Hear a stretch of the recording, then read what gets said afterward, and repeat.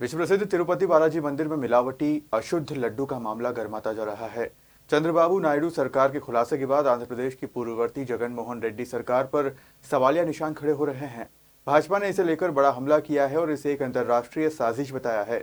मध्य प्रदेश के कैबिनेट मंत्री विश्वास सारंग ने कहा कि ये पाप है, अक्षम्य अपराध है जो 7 पीढ़ी तक निकलता है। देखिए, आज जो मामला सामने आया है उससे संपूर्ण हिंदू समाज शर्मसार है। जगन रेड्डी सरकार ने बदतमीजी और घृणा की सीमाएं लांघ ली। वो तिरुपति बालाजी जो करोड़ों करोड़ों हिंदू मतावलंबियों के आदर और श्रद्धा का केंद्र है, वहां पर प्रसाद में इस तरह से मिलावट करना, ये मुझे तो लगता है कहीं ना कहीं कोई अंतर्राष्ट्रीय साजिश का परिणाम है। हमें ये विचार करना पड़ेगा, हमें ये सोचना पड़ेगा और ये जांच का बड़ा विषय है कि जगन रेड्डी ने इस प्रकार का काम क्यों किया।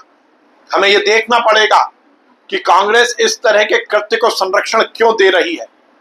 हिंदू मतावलंबियों का अपमान करना, सनातन को बदनाम करना, हिंदू मतावलंबियों के धर्म पर कुठाराघात करना, ये बहुत बड़ी साजिश है। कांग्रेस, जगन रेड्डी और बाकी विपक्ष के नेता लगातार हिंदू देवी देवताओं का, हिंदू मतावलंबियों का, सनातन का, हमारे दर्शन का अपमान करते आए, पर ये तो पाप की श्रेणी में आता है। ये पाप किया गया है और ध्यान रखिए, पाप का केवल प्रायश्चित नहीं होता। पाप जैसे अपराध के बारे में निश्चित रूप से ये विचार करना होगा और ये संपूर्ण हिंदू समाज का अपमान हुआ है, इसको कहीं भी किसी भी स्तर पर सहन नहीं किया जाए। सर, हिंदू संगठन इस बात की मांग कर रहा है कि मंदिरों के और भी कई जो मंदिर है उनकी भी जांच इस प्रकार की होनी चाहिए, कहीं ऐसा तो नहीं? देखिए, निश्चित रूप से जांच की बात भी है और उसके साथ साथ हमें ये विचार करना पड़ेगा, ये पाप 7 पीढ़ियों तक निकलता है। ये जो पाप किया गया है ना जगन रेड्डी परिवार द्वारा, इसको ध्यान रखिए, ये बहुत अक्षम्य है, अक्षम्य है। मेरे पास शब्द नहीं है इसकी भर्त्सना करने के।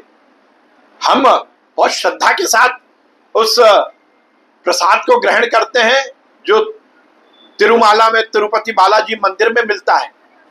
उस प्रसाद में इस तरह की मिलावट, मुझे शर्म आती है कि ऐसे लोग भी हिंदुस्तान में हैं। भैया, गांव-गांव में ये कांग्रेस के नेताओं का फ्रस्ट्रेशन और अपने पद पर बने रहने की प्रतिस्पर्धा के कारण कहीं ना कहीं हीन भावना को प्रदर्शित करता है। वो ब्यूरोक्रेसी जो कि किसी भी तरह केवल और केवल व्यवस्था के पालन के लिए काम कर रही है, उस ब्यूरोक्रेसी के खिलाफ इस तरह की बात केवल और केवल दबाव बनाने वाली राजनीति है। आपको याद होगा, कमलनाथ जी भी ऐसे ही बयान देते थे, दिग्विजय सिंह जी भी ऐसे ही बयान देते थे, हमारी सरकार आएगी देख लेंगे। छिंदवाड़ा में क्या हालत हुई कमलनाथ जी की आप सबने देख ली है। और जो ये बयान दे रहे हैं वो ये बता दें कि पिछले विधानसभा चुनाव में उनका क्या हुआ। मुझे आश्चर्य होता है। लोकतंत्र में कार्यपालिका का अपना दायित्व है, न्यायपालिका का अपना दायित्व है और जनप्रतिनिधियों की अपनी मर्यादाएं हैं।